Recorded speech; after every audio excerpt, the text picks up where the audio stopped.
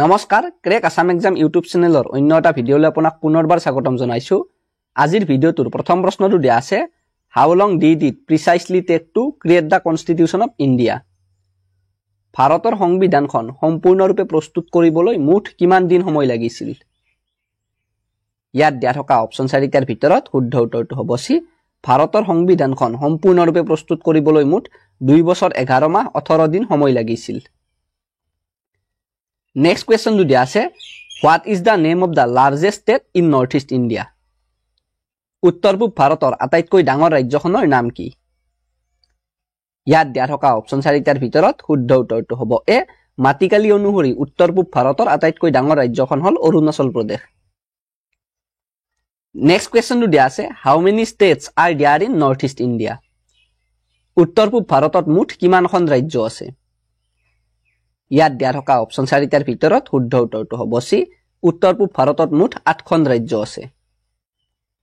Next কুৱেশ্যনটো দিয়া আছে geographically what percentage of the total land area of India does the north east cover? ভৌগোলিক দিশৰ পৰা উত্তৰ পূৰ্বাঞ্চলে ভাৰতৰ মুঠ মাটিকালিৰ কিমান শতাংশ আৱৰি আছে?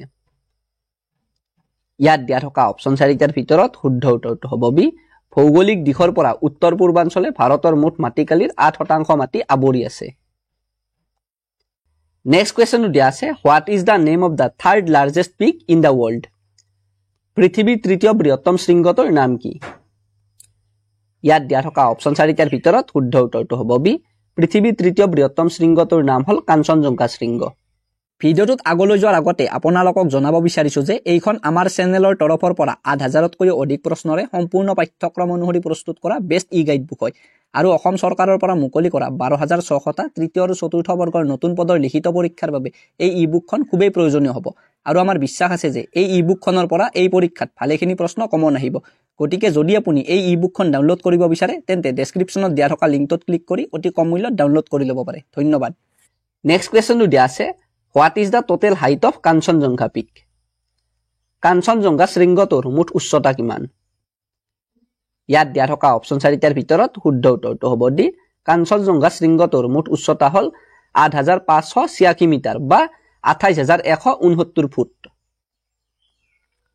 নেক্সট কুৱেশ্যনটো দিয়া আছে What is the length of the international border of the state of Tripura with Bangladesh? বাংলাদেশৰ সৈতে ত্ৰিপুৰা ৰাজ্যখনৰ কিমান দৈৰ্ঘ্যৰ আন্তৰ্জাতিক সীমাৰেখা আছে? ইয়াত দিয়া থকা অপচন 4টাৰ ভিতৰত শুদ্ধ উত্তৰটো হ'ব চি। বাংলাদেশৰ সৈতে ত্ৰিপুৰা ৰাজ্যখনৰ 856 কিলোমিটাৰ দৈৰ্ঘ্যৰ আন্তৰ্জাতিক সীমাৰেখা আছে। নেক্সট কুৱেশ্যনটো দিয়া আছে what is the name of the famous book of Megasthenes? মেগাস্থেনিছৰ বিখ্যাত গ্ৰন্থখনৰ নাম কি? ইয়াত দিয়া থকা অপচন 4টাৰ ভিতৰত শুদ্ধ উত্তৰটো হ'ব বি। মেগাস্থেনিছৰ বিখ্যাত গ্ৰন্থখনৰ নাম হ'ল ইণ্ডিকা। নেক্সট কুৱেশ্যনটো দিয়া আছে who was the first Assamese governor of Madras? মাদ্ৰাছত প্ৰথম অসমীয়া ৰাজ্যপাল কোন আছিল? ইয়াত দিয়া থকা অপচন 4টাৰ ভিতৰত শুদ্ধ উত্তৰটো হ'ব এ। মাদ্ৰাছত প্ৰথম অসমীয়া ৰাজ্যপাল আছিল বিষ্ণুৰাম মেধি আৰু বিষ্ণুৰাম মেধি আছিল প্ৰথমগৰাকী অসমীয়া ৰাজ্যপাল। নেক্সট কুৱেশ্যনটো দিয়া আছে Olympian Shiva Thapa of Assam is associated with which sports? অসমৰ অলিম্পিয়ান শিৱথাপা কোনবিধ খেলৰ সৈতে জড়িত? ইয়াত দিয়া থকা অপচন 4টাৰ ভিতৰত শুদ্ধ উত্তৰটো হ'ব বি। অসমৰ অলিম্পিয়ান শিৱথাপা বক্সিং খেলৰ সৈতে জড়িত। নেক্সট কুৱেশ্যনটো দিয়া আছে হু হেজ ৱন দা আছাম প্ৰকাশন পৰিষদ লিটাৰেচাৰ এৱাৰ্ড 2021? অসম প্ৰকাশন পৰিষদৰ সাহিত্য বঁটা 2021 কোনে লাভ কৰিছে? ইয়াত দিয়া থকা অপচন 4টাৰ ভিতৰত শুদ্ধ উত্তৰটো হ'ব বি। 2021 চনৰ অসম প্ৰকাশন পৰিষদৰ সাহিত্য বঁটা নন্দিতা দেৱীয়ে লাভ কৰিছে। নেক্সট কুৱেশ্যনটো দিয়া আছে who is the first citizen of India? ভাৰতৰ প্ৰথম নাগৰিকগৰাকী কোন? ইয়াত দিয়া থকা অপচন 4টাৰ ভিতৰত শুদ্ধ উত্তৰটো হ'ব বি। ভাৰতৰ প্ৰথম নাগৰিকগৰাকী হ'ল ভাৰতৰ ৰাষ্ট্ৰপতি। নেক্সট কুৱেশ্যনটো দিয়া আছে what was the name of da oldest high court of India? ভাৰতৰ আটাইতকৈ পুৰণি উচ্চ ন্যায়ালয়খনৰ নাম কি আছিল? ইয়াত দিয়া থকা অপচন 4টাৰ ভিতৰত শুদ্ধ উত্তৰটো হ'ব এ। ভাৰতৰ আটাইতকৈ পুৰণি উচ্চ ন্যায়ালয়খনৰ নাম আছিল কলিকতা উচ্চ ন্যায়ালয়। নেক্সট কুৱেশ্যনটো দিয়া আছে Shivadol Vishnudol and Devidol are located in which place of Assam? Shivadol Vishnudol আৰু দেৱীদৌল অসমৰ কোনখন ঠাইত অৱস্থিত? ইয়াত দিয়া থকা অপচন 4টাৰ ভিতৰত শুদ্ধ উত্তৰটো হ'ব বি শিৱদৌল বিষ্ণুদৌল আৰু দেৱীদৌল অসমৰ শিৱসাগৰ জিলাখনত অৱস্থিত নেক্সট কোৱেশ্চনটো দিয়া আছে Where was the All Assam Students Union born?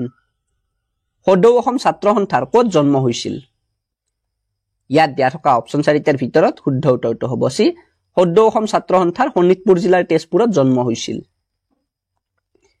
Next কোৱেশ্চনটো দিয়া আছে Who was the first president of the All Assam Students Union? সদৌ অসম ছাত্ৰ সন্থাৰ প্ৰথম সভাপতি কোন আছিল ইয়াত দিয়া থকা অপচন 4টাৰ ভিতৰত শুদ্ধ উত্তৰটো হ'ব এ সদৌ অসম ছাত্ৰ সন্থাৰ প্ৰথম গৰাকী সভাপতি আছিল লক্ষ্মীকান্ত শইকীয়া নেক্সট কোৱেশ্চনটো দিয়া আছে Who was the first secretary of the All Assam Students Union?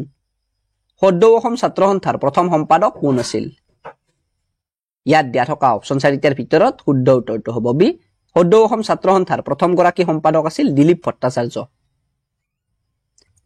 Next কোৱেশ্চনটো দিয়া আছে Which is the only Ramsar site in Assam? অসমৰ একমাত্ৰ ৰামসাৰ ক্ষেত্ৰখনৰ নাম কি ইয়াত দিয়া থকা অপচন 4টাৰ ভিতৰত শুদ্ধ উত্তৰটো হ'ব সি অসমৰ একমাত্ৰ ৰামসাৰ ক্ষেত্ৰখনৰ নাম হ'ল দীপৰ বিল পক্ষী অভয়াৰণ্য নেক্সট কোৱেশ্চনটো দিয়া আছে Which river is called the Sorrow of Orissa? কোনখন নদীক উৰিষ্যাৰ শোক বুলি কোৱা হয় ইয়াত দিয়া থকা অপচন 4টাৰ ভিতৰত শুদ্ধ উত্তৰটো হ'ব ডি মহানদী নদীখনক উৰিষ্যাৰ শোক বুলি কোৱা হয়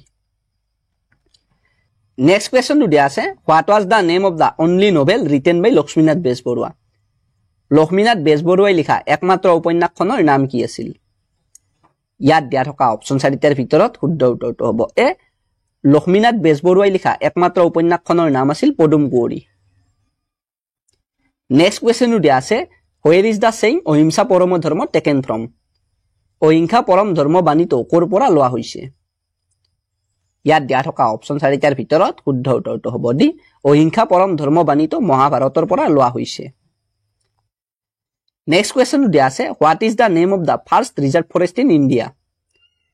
ভাৰতৰ প্ৰথম সংৰক্ষিত বনাঞ্চলখনৰ নাম কি ইয়াত দিয়া থকা অপচন 4টাৰ ভিতৰত শুদ্ধ উত্তৰটো হ'ব বি ভাৰতৰ প্ৰথম সংৰক্ষিত বনাঞ্চলখনৰ নাম হ'ল হাতপুৰা ৰাষ্ট্ৰীয় উদ্যান আৰু এই হাতপুৰা ৰাষ্ট্ৰীয় উদ্যানখন মধ্যপ্ৰদেশত অৱস্থিত নেক্সট কোৱেশ্চনটো দিয়া আছে Who was the representative of Assam at the Round Table Conference in 1931? 1931 চনৰ ঘূৰণীয়া মেজমেলত অসমৰ প্ৰতিনিধি কোন আছিল ইয়াত দিয়া থকা অপচন 4টাৰ ভিতৰত শুদ্ধ উত্তৰটো হ'ব সি 1931 চনৰ ঘূৰণীয়া মেজমেলত অসমৰ প্ৰতিনিধি আছিল চন্দ্ৰধৰ বৰুৱা নেক্সট কোৱেশ্চনটো দিয়া আছে Where is the second tea auction center in Assam located? অসমৰ দ্বিতীয়টো চাহ নিলাম কেন্দ্ৰ ক'ত অৱস্থিত ইয়াত দিয়া থকা অপচন 4টাৰ ভিতৰত শুদ্ধ উত্তৰটো হ'ব বি অসমৰ দ্বিতীয়টো চাহ নিলাম কেন্দ্ৰ যোৰহাটত অৱস্থিত নেক্সট কোৱেশ্চনটো দিয়া আছে What is the name of the Borak river when it joins the Brahmaputra river in Bangladesh? বৰাক নদীয়ে কি নাম লৈ বাংলাদেশত ব্ৰহ্মপুত্ৰ অৰ্থাৎ পদ্মা নদীত মিলিত হৈছে ইয়াত দিয়া থকা অপচন 4টাৰ ভিতৰত শুদ্ধ উত্তৰটো হ'ব ডি বৰাক নদীয়ে মেঘনা নদী নাম লৈ বাংলাদেশত ব্ৰহ্মপুত্ৰ অৰ্থাৎ পদ্মা নদীত মিলিত হৈছে আজিৰ ভিডিঅ'টোত এইখিনি প্ৰশ্ন আছিল আকৌ লগ পাম আপোনালোকক অন্য এটা ভিডিঅ'ৰ সৈতে তেতিয়ালৈকে গুড বাই